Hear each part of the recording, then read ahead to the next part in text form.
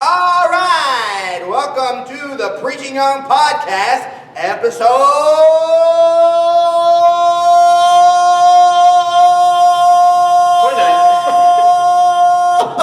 29. My name is Aiden Kroger. I'm the pastor at Trinity Southern Baptist Church in Falmouth, Kentucky, 302 Broad Street. 1440. Don't forget the zip code. That's right, you better believe it. Population 2,200. Huh? Anyway. 2,216, that's our population. Is it really? That's pretty positive. That's, whatever. We got a jam-packed episode today. I have a lot of things to talk about, and I hope that we can get to all of it because that's just how it goes. Today, Pete. It's been a busy week, but it's also been one of those weeks where a lot's been going through the news cycle, and so we want to try to get to as much as we can, as quickly as we can, and we've all had breakfast, and so everybody should be in a good mood. Yeah. I had coffee. Ew, that was disgusting. Did you hear his neck? Did you crack it? Yeah. It's interesting because the only person that shouldn't crack her neck It's Brittany. And yes, she does it every day. She does it all the time. It's okay. She's been told by the doctor if she does it, Don't do it. it could paralyze They her. actually recommend that you don't do that anyway on your own. Like they say don't crack any of your stuff on your own. This is a false. I thought they said Fake news. Here we go, fake news. Fake news. A man who had two hands took one hand Smack himself in the face with it. and would pop the knuckle of just one hand. Would just pop his fingers and knuckles, whatever. That's all, just with one hand. He wouldn't do it with this hand. I do it all the time. And when he became 60, he didn't have arthritis in either one. I think I'm gonna have arthritis regardless, but I still pop my knuckles every day. Well, you didn't hear what I just said. Yeah, it's not because It doesn't cause No, I didn't say that. arthritis. That's why I was implying. My wrist, my joints hurt. Look, I got people texting me right now with information. I'm only 20 years old. Not bad, but my joints hurt. Yeah, it is. But I think it's because of the job occupation that you're doing. Yeah, I'm telling you. I used to hurt too, but I don't know. It's just my back. It doesn't carry a lot of clothes like that. Well, anyway, let's get started. Let's just hit this thing right in the nail. Number one, I did a revival this week. I have a wedding this weekend. We have a wonderful service this Sunday. Two services, 9 a.m., 11 a.m. It's Speak Up Sunday. We have a baptism. We have a brand new hearing assist, Yeah. which is kind of cool. A lot of stuff happening at Trinity Southern Baptist Church, and it's impressive, don't you think? I think so too. It gets me fired up because I wish today was Sunday. I saw Lifeway just came out with a study that said, there's actually a couple studies that I want to talk about. This is the first one. Lifeway came out with a study that said that only 4% of churches in the United States are back to pre-COVID numbers. Only 4%. Guess who that is? They must have done that article on us. So that's 4%. Not only is that, and they don't even have this number because this ain't even happening right now. They don't even have this number. They go 4% are seeing their numbers that they had back in the time before COVID, back a long time ago before COVID when we used to have to take the bus to school and all those good things. They literally said 4%. They don't even have a number for people that are higher than that average. And that's where we're at, brother. So how cool is that? We're above the average. So I think that's really awesome. But it's also frustrating because I say to myself, why are churches not back to the average? Yeah. And I get the same excuse. Well, we got a lot of old people. Well, we're not doing children's ministry.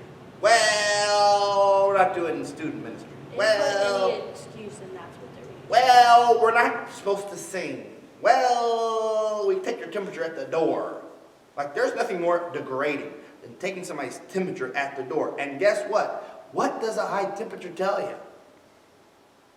Because if you have a fever, what is that? Does that mean you have COVID? No. It means you could have the cold. It means you could have the flu. It means you could have strep throat. You could have anything. I mean, for that matter. or maybe you're just running outside and you're hot and sweating. Yeah. Anyway, so a very interesting thing. Get back to normal. Open up your church. I see article after article of pastors who are in churches that are in this pandemic are not succeeding, right? They're low numbers, low offering, low everything, Right. and yet they are the ones who are writing articles saying, we may never go back to normal. This is the new normal. And I'm thinking, cool, you enjoy that. I'm not doing that. Yeah. You know what I'm saying? And I think we're in a position, and we've said this before, but we're in a position where we are not the most qualified, the most educated, the most insert experience. We're not the most of all those things. And so we have to rely on who? Jesus Christ. You better believe it. Yep. I don't have the luxury of relying on the degree that I got from blah, blah, blah, blah, seminary. I don't have the luxury to rely on the experience that I've had over the last 25 years in ministry. No, I literally have to go and rely on God. And guess what? God is saying, open up the church because people need to hear the Lord. And that's the thing. We wouldn't be. People need the Lord. People need the Lord. You might get I copyrighted need for to that. turn my hearing assist off. No, here's the thing though. We wouldn't advocate so strong like for this to open up your church and do these things if we didn't know that there was a need for it, right? Am I right here? Why is our church growing We're in growing. the middle of a You wanna sing pandemic? with me Because today? we are open and people are allowed to come to the church without getting their temperature Yes. checked. People are crazy, right? They're living in a world of chaos around them, and they Fear. Yes, Just a lot say of it. that, a Just lot of say fear, it. a Let's lot just of be fear. honest. How about we just be honest with this podcast? Amen. All right, fine. People are living in fear. Right. All of our churches and pastors have said, hey, we are believing in God and we believe that He can heal and we believe that He gives us wisdom and we believe this. As soon as the pandemic happened, they go, oh, actually, we don't really believe those things. We like to live in fear. And so I'm going to have a business meeting on a Wednesday night, but I can't have a church service on a Wednesday night because fear. The coronavirus won't attack us if we have a business meeting, but they will attack us if we have a church service. Fear. Very theatrical. Sorry, man. You're feeling it today, aren't you? I am. He's very passionate about this podcast. Well, That's what I was trying to say, though. People are living in fear. They need to be, like, church is where they need to be. I hate to And they say wanna it, be listen, at I don't church. want to bring up politics, even though last night was a debate, and it was a good debate. Both sides had some good debating, okay? But I don't want to bring up politics because everybody gets upset with Abram. Oh my gosh, I don't like you, Abram. You're talking about politics. Leave it out of the church. I'm the one that said that, episode 3, 4, 8, and 9.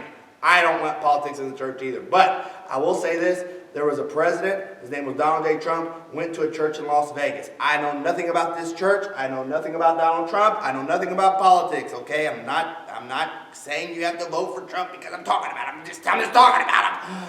Listen, he goes to Las Vegas to a church service. Did y'all see this? I did not. This was last weekend. He goes to a church service. Now, why in the world does he doesn't come over here to Trinity? It blows my mind. Just come on and visit us anytime, brother. But listen, Well, let us park his motorcade right out front. he can do as long as he lets me take a picture, I'm fine. Listen, not that I support him, it's just who wouldn't want a picture with the president? Listen, I sit there and I'm watching this. It's just a clip that they've had on the news of this church service, and it's really just of Trump. I mean, they could care less about the church service. They literally just wanted to get a clip of Trump doing whatever he's doing inside the church. I don't even know if he knows what he's doing inside of a church, but he's there. Okay, his whole team's there. Kayla McEnany, she's there. Kayla McEnany. So listen. How do you say that?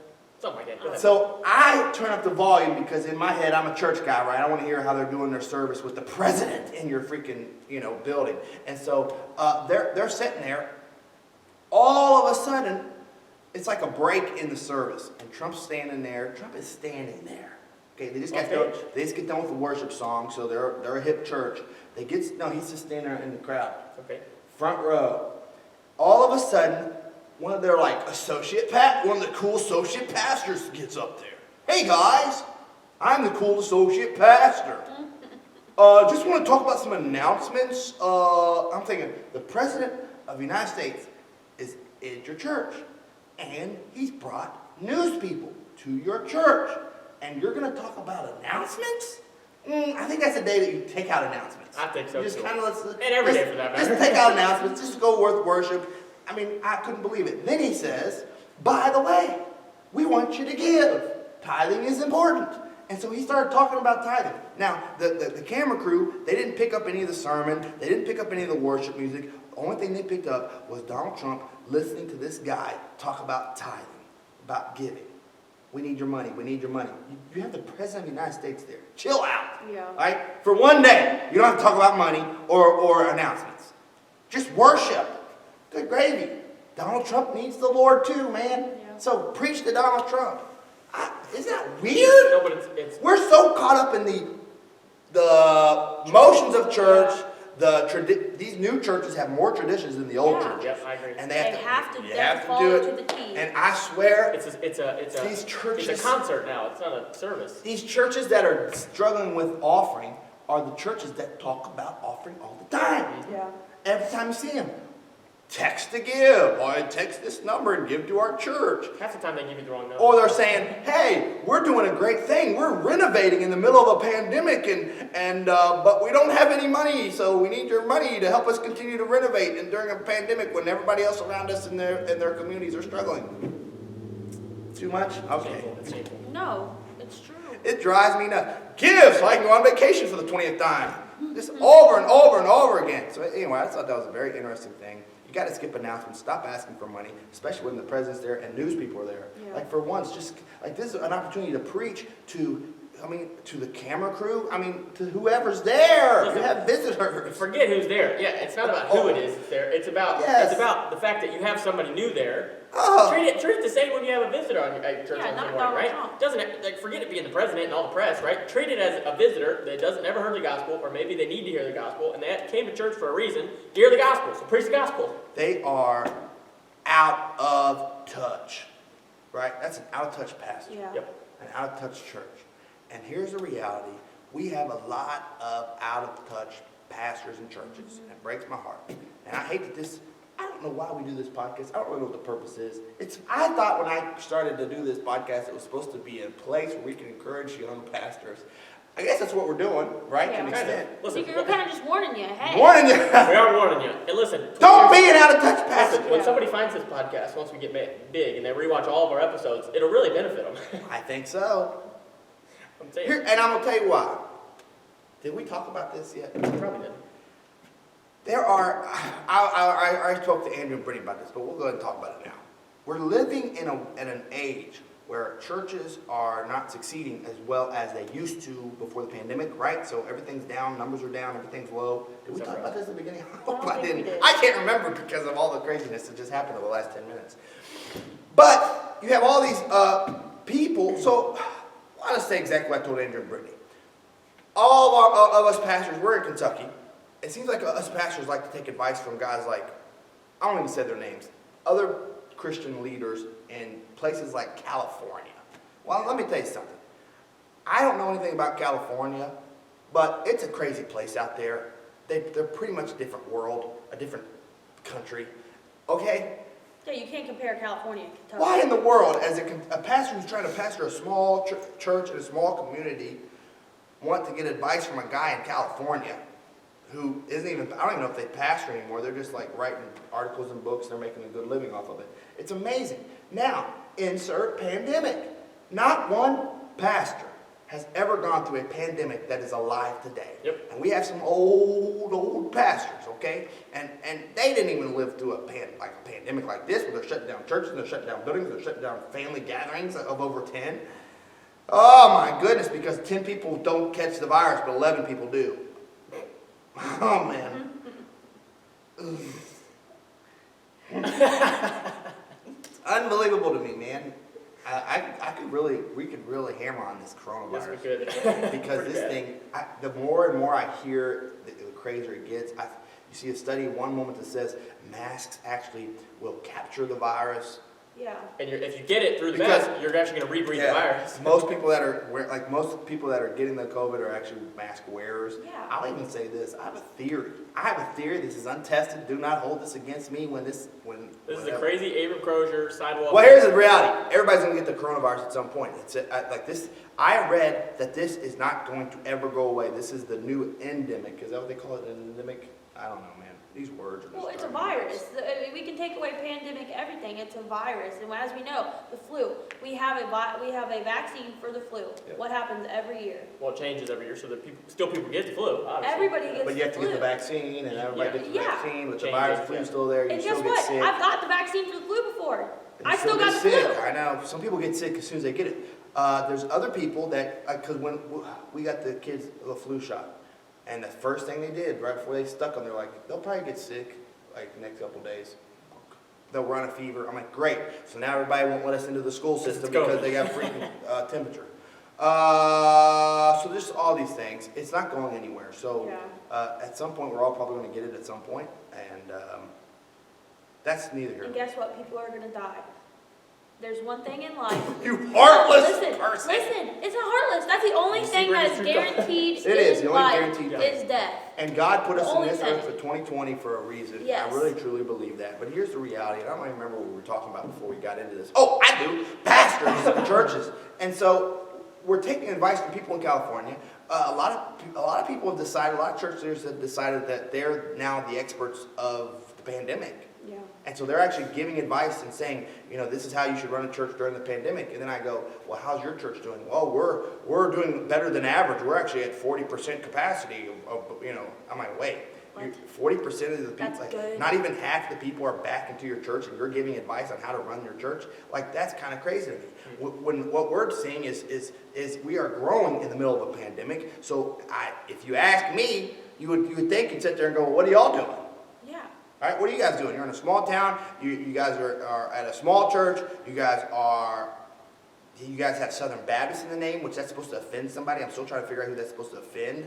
But I guess I'll ask J.D. Greer at some point when I see him, who's the Southern Baptist offending, because I haven't met anybody that's offended by it. And it hasn't stopped us from growing, which is what they say. Oh, you can't grow a church with Southern Baptist in the name. Wrong. Wrong. So we got all these things. So at some point you would think somebody would call Abram Crozier up and say, what are you guys doing that's making a difference and that no one else is doing, except for 4% of churches in the U.S. What's the difference? Here's the thing. And those 4% of churches, I guarantee they're not mega churches, No, probably because not. mega churches are having a social distance more than us. Yep. And here's the thing. Logically speaking, when somebody else is succeeding in something, what do?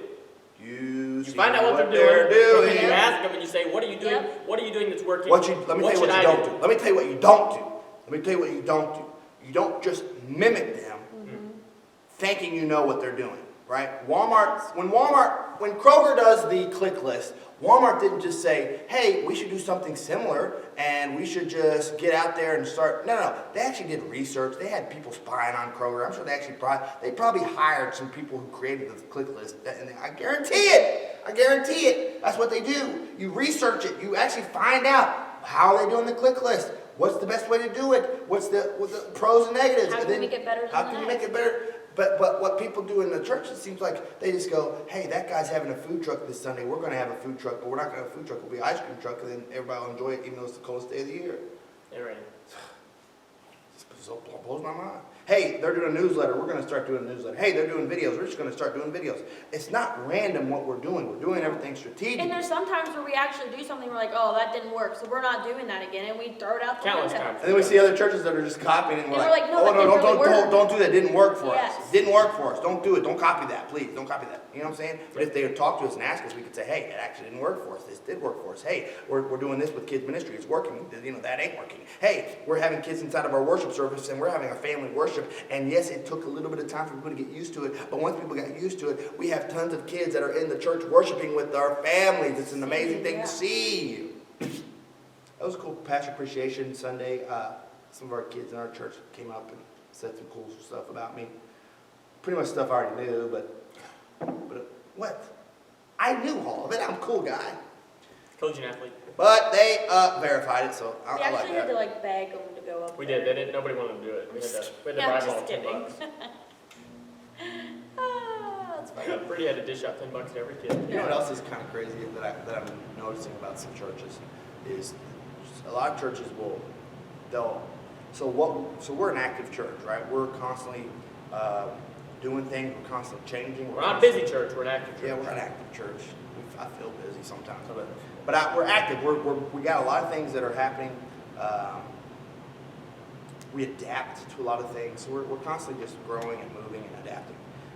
But I see a lot of churches that will have an event, right? They'll promote the event for a month. Come to church this Sunday to see this. Come to church this Sunday. Come to church this Sunday. Come to church this Sunday. Come to church this Sunday. Come to church this Sunday.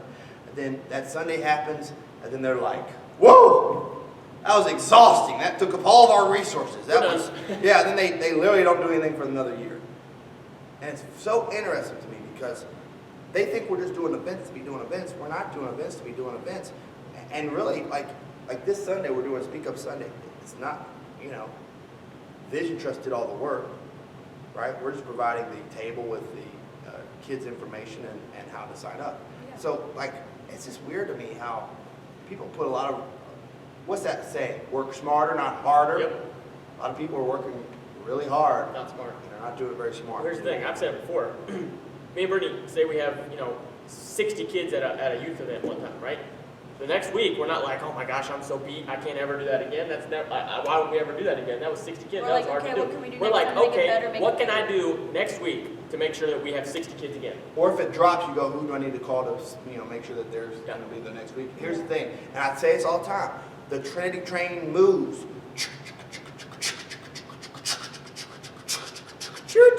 We're moving. The train is moving. I don't care if there's a pandemic. I don't care if you are upset with us and you don't want to come to church. I don't care if you're, decided to become a Democrat or Republican and you just can't sit next to another Democrat or Republican to save your life. It doesn't matter to me. The train is moving and it's going at one speed and it's going down a track. And you can jump on board. We'll literally catch you and we'll embrace you on board the train. Or you can get off the train. The train doesn't stop. Regardless of what you decide to do, the train doesn't stop. Unfortunately, a lot of churches get that train going a little bit and then they go, Run into a problem and they stop. it's one person. Yep. One person's like, I really kind of want to get off the train. And they go, we don't want you off the train. And they stop and they're trying to convince the guy to not get off the train. He ends up getting off the train later. And then they're like, now we have to get the train started back again. We have to find coal. We have to sit there and get the fire going. And it takes forever to get it back going. And they finally get it going. And then one guy wants to leave the train. And they go, oh no, we got to stop the train again. It's not, but I'm telling you, Trinity, it's non-stop. The train goes. We're going forward. We're moving forward. 2 people here, 2,000 people here, 40 people here, 400 people here. Our train is moving forward. I don't know how else to stress that. I was at, I was watching old videos of Trinity when we were first here, 2018. It's December 2018. I was filling in because they just lost their pastor. And I'm telling you, I was preaching at full speed ahead, and we haven't stopped since. I'm telling you, I don't care if there's 20 people here, 200. We're going to move the train forward. And then I go preach this revival on Wednesday at Wilmington Baptist. And they were shocked. They were shocked that there was a young guy. I love it. I love going in those situations because they see this young guy. They assume that I'm going to be like every other young preacher and pastor and teach and bore them. No. I go in there and I'm like, listen, I'm on a train all the time. Sunday, Monday, Tuesday, Wednesday, Thursday, Friday, Saturday, I'm on a train. And so I go to the church. Guess what, buddy? I'm on a train. The trains are moving. And you can join me on the train or you can get off the train. But when I come to preach a revival, the train's gone. I mean, we're going. And so I go in there, the train barrels through the church. They go, I don't know what just hit us. I say, train. And then I leave and I move on. Does that mean we're a train on the move or a church on the move? So that's my theory. You ever thought about looking at the theater? Glad you brought this up. Sound effects have been killer today. Back in 2006, I believe, I played Obadiah Masterson, who was one of the main characters for Guys and Dolls. My band teacher, Mrs. Holland, said, look, Abram, because see, I don't know if you've ever seen High School Musical, Disney High School Musical with Zac Efron. I don't know if you ever saw that. It was loosely based on me. Okay, I was the all-star basketball player. I never had time to do plays. I love plays. I used to watch Guys and Dolls, Oklahoma, South Pacific, I'm going to watch that man right out of my hair. all that stuff, man. So, Finnegan's you're Rainbow. telling me that they put Zac Efron as an Well, actor to you. Hold on. So You're the true story. I play basketball all the time. I didn't have time to play the play, but everyone was like, Abe, you got to be in this play. You got to be in this play. Abe, we need you. Finally, Miss Hahn said, Abram, what can we do to get you to do this play? And I said, look, if you will do guys and dolls, I would love to do it. And I can play either character. I can play Frank Sinatra's character. I can be Obadiah Match. It doesn't matter to me. I'll play whoever. I can even play some of the side guys, right? You know, I could do all of it. I was pretty much available to do all of it, and they picked me to be Obadiah Masterson, and I literally crushed it. We had sold out shows, just one after the other. We were doing matinees, and it was unbelievable, unbelievable. It was the best. Then I was asked to do. So in Falmouth, we had a play at the time that was called. Oh man, The Way of the Cross is what it was called, and it was a pretty interactive play, is the best way I can describe it, and it got pretty good, decent crowd. I mean, churches kind of supported it, so they knew they needed me, okay, and so they asked me to be Jesus. Of course they did. Okay, I'm just being honest. This is all factual stuff. You can look it up. It's all on Facebook and everywhere else. So. There was Facebook back then? Well, I mean, people have shared it. That's all they talk about still to this day. I'm serious. So I played Jesus at the Way of the Cross. And when I talk about it being an interactive play, I'm not kidding. We literally start at the courthouse. We would start here in the courthouse. So the courthouse was here, okay? On the corner over here? Yep. We start inside there, and they had a judge dressed up as a judge, and they had the Falmouth Police Department and the Sheriff Department. They actually played the actual security guys. And so it was like a modern day. So I had to wear like a jumpsuit, like I was in jail. I had to wear an orange jumpsuit. Modern day. Crazy. It's like a modern day version of it. And these police officers literally drug me into the courtroom. I mean, they were harsh on me. Drug me in there. They take me into this back room, and they act like they're whipping me. They would take it was a big wooden plank, and they'd hit the table, and bam, and I would scream in pain and agony. Listen, I go out of this room, okay? Listen to me! I get out of this room. I only got 4 minutes to tell the story. I go out of the room, and first off, they didn't have enough room in the courthouse. People were outside because they didn't have enough room. There were so many people. But everybody in the room just bawling. They were in tears because they thought I was really, I had little kids thinking I really got hit. It was unreal. So then they literally take me out of the courthouse. Everybody has to line up, and then I have to carry a cross from this. It was a huge cross from the courthouse all the way to Falmouth Baptist. But I don't know if you know the story of Jesus. I right in the middle of the street because they closed the streets down. They actually closed the streets down, and people thought it was a parade. They had hundreds and hundreds of people line up on the streets of Falmouth watching this interactive play. I collapsed. They had a guy that was in the crowd. He was supposed to be in there. He was part of the play. He comes out, carries it the rest of the way. We get to Falmouth Baptist, standing room only. They were in the bottom. They were in the balcony. They were standing all the way around. They had people outside, and we did the actual the crucifixion inside, and I'm telling you, they hammer. It was intense. People were just, bawling their eyes out. They at one point they almost had to take my mom out because my mom was so emotional about it. Seeing her son up there. I'm telling you, it was insane. So yes, I have had some theater in my life. Follow-up question. And no, Broadway. Okay, that was where I was going to go until I decided to take my talents to Kentucky Christian University. So my next question was, why aren't you in theater now? Yeah, basketball.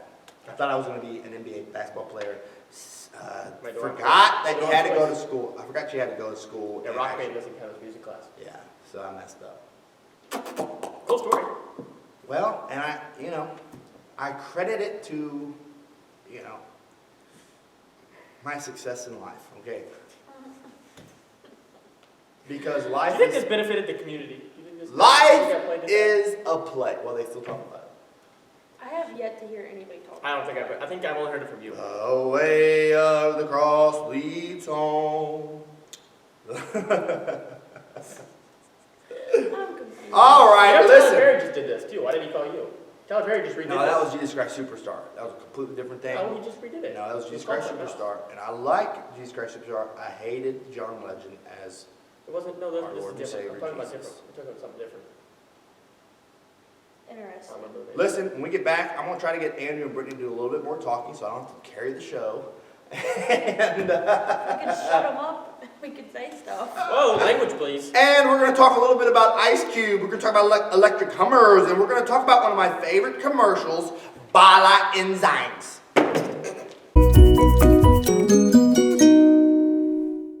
Hello! Welcome back to episode 29.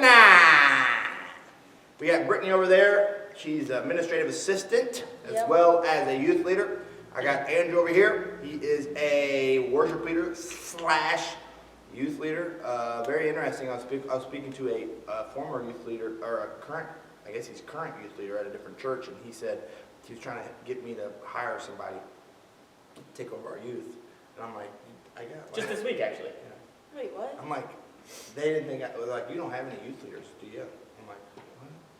Yeah. Yeah. Yeah, we rocking and rolling. So, We're only the fastest growing youth group in Kentucky. Northern, yep. All right, so here's the thing. I saw Ken Ham shared an article from Barna. You know Barna Research, don't you? Let me see if I can find it. Barna? Is that what they call it? Like Barney? Barna? No, B-A-R-N-A, Barna. Barna Research. They do all these like surveys and stuff. No, yes, no, hello. It's a big negative. Barna Research. Pandemic, this is what the headline says, not me.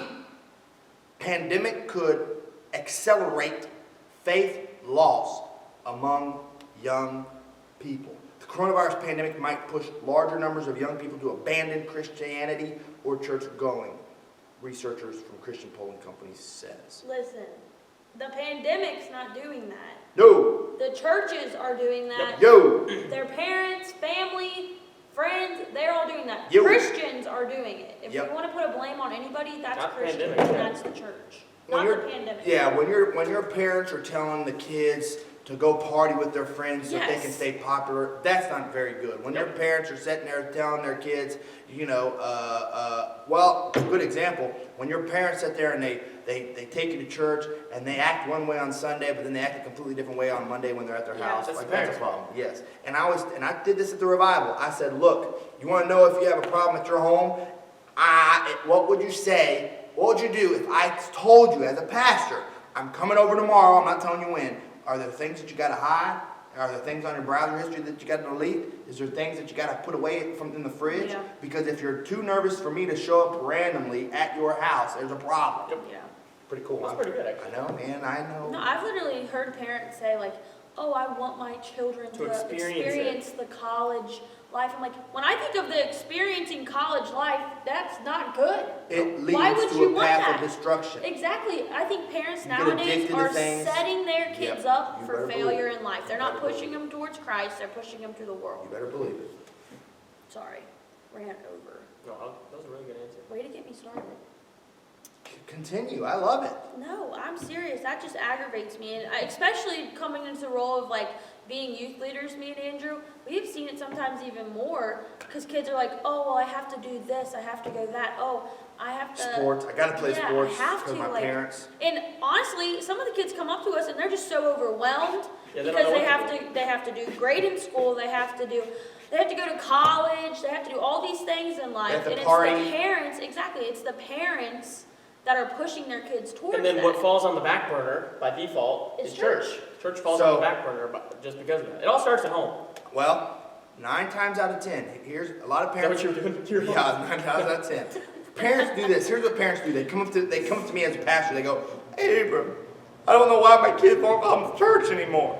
Abram, I don't know why they're addicted to drugs. Abram, I don't know why they hate me. Abram." And I say, look, 9 times out of 10, it's not their friends that are making them hate God. It's not their TV shows that they watch that are making them hate God. It is their home life. Yep. And they go, wait, it's a hard thing for a pastor to say. It's easy to say it on a podcast because nobody's listening. It's hard to tell a parent to their face whose kid is going crazy that, you know what, it's kind of the parent's fault, right? 9 times out of 10. Now, there's going to be there's exceptions to every rule. You know, there's some kids that are just bad. Yeah. But 9 times out of 10, it is literally because of their home life. It's because, insert reason. They see how the parents act. They see how the that's parents exactly act. what it is. Yeah, they Right. see how the parents act 6 Well, days out and of I the week. think, something just popped in my head, but discipline has just gone out the window, I think, when it comes What to is it? parenting. What? Disciplining your kids. Never heard of that.